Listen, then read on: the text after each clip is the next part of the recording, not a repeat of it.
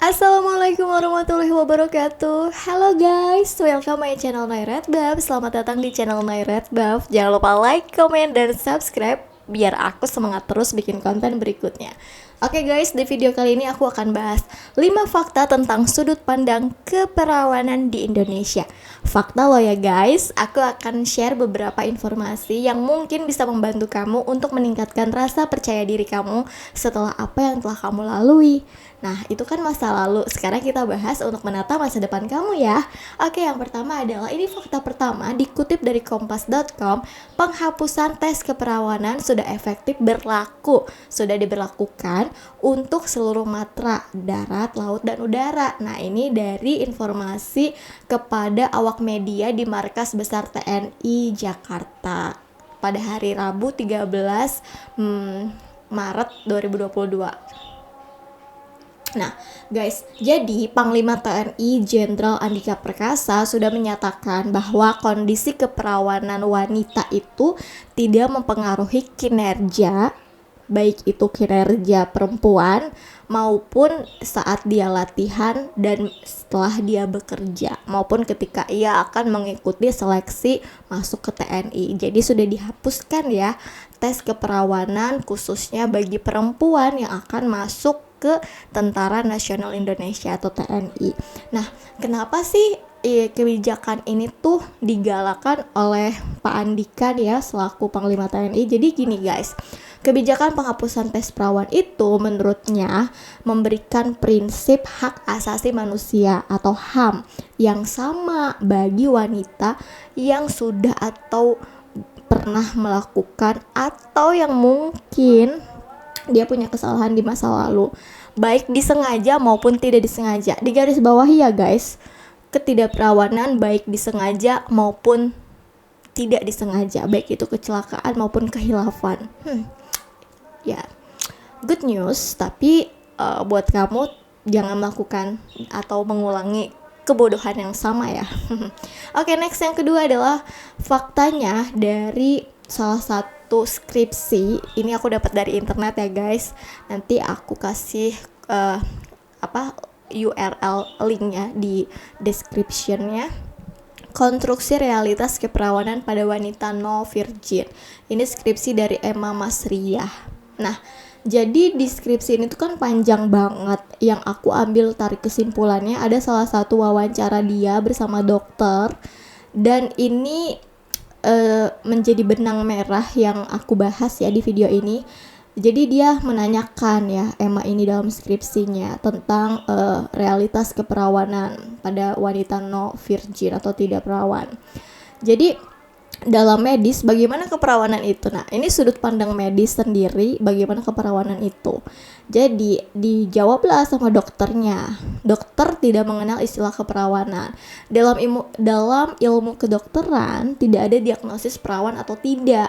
Para dokter menyebutnya hymen, intak atau tidak. Hymen adalah istilah kedokteran untuk selaput darah. Jadi ketika memeriksa pasien, bahasa penyebutan yang kita gunakan adalah hymen dan intak.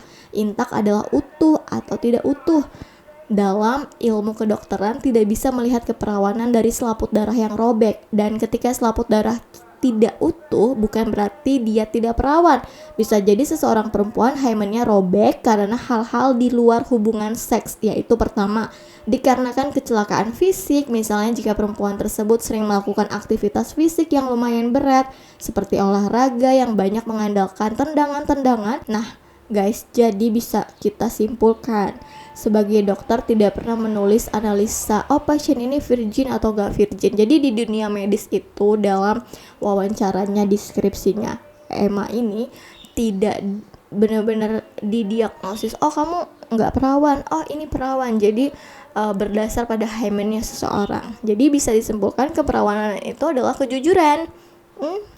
Jadi walaupun kamu merasa menutup-nutupi, itu akan membuat kamu semakin menolak kenyataan yang sudah kamu lewati walaupun itu pahit. Nah, next yang ketiga adalah dikutip dari artikelnya Tirto ID. Jadi menurut pakar psikolog Universitas Gadjah Mada, Profesor Kunjoro, Hubungan seksual yang dilakukan sebelum menikah memiliki berbagai resiko. Nah, resiko yang pertama adalah guilty feeling.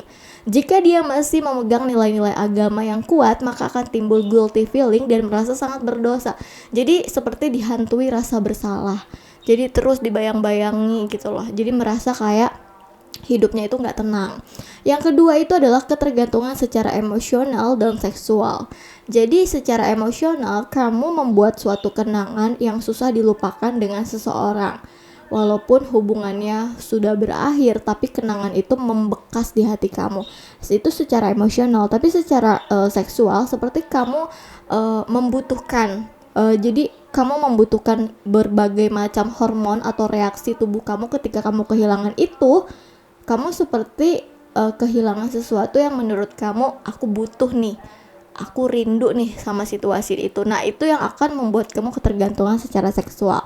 Oke, fakta yang keempat adalah tentang keperawanan di Indonesia, yaitu adalah gini guys, kita itu banyak sekali diberikan tontonan atau salah satu tayangan, baik itu melalui film, baik itu melalui media sosial seperti Instagram atau hal yang lainnya, ada unsur-unsur yang menurut kita itu bikin penasaran, seperti tayangan-tayangan film misalkan.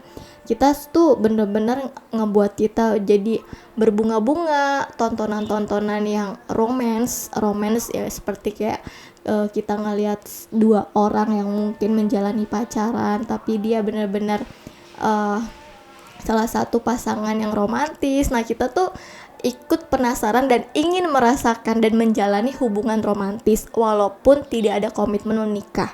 Nah, kita bisa tahu kan dari penasarannya itu, misalkan kita akan ada tingkatan penasaran lainnya yang mungkin akan terjerumus ke amit-amitnya hubungan di luar nikah. Nah, gitu guys. Jadi stop tontonan-tontonan yang bikin kamu ngerasa kayak mungkin banyak orang yang belum waktunya tapi sudah dewasa, yaitu banyak nonton hal-hal yang mungkin seperti romance keromantisan yang dihalalkan walaupun dalam arti kamu belum boleh nonton itu. Oke, next yang kelima adalah ini yang terakhir, menyebabkan insecure atau minder.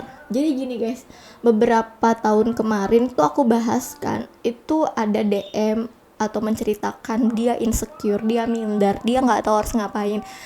Ini benar-benar berdampak pada psikologisnya banget, karena ketika sudah putus hubungan dengan seseorang tapi meninggalkan jejak yang membekas seperti sudah melakukan hubungan suami istri tapi belum menikah.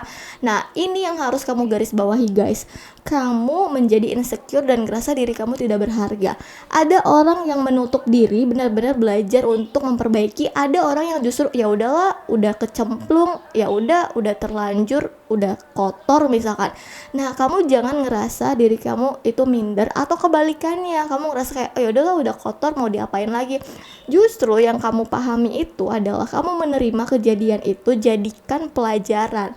Memang tidak seinstan atau semudah yang kamu bayangkan, tapi dengan cara kamu perlahan tapi pasti kamu bisa melewati semua ini dan membuat kamu menjadi pribadi yang lebih baik lagi, mendekatkan diri kepada Sang Pencipta.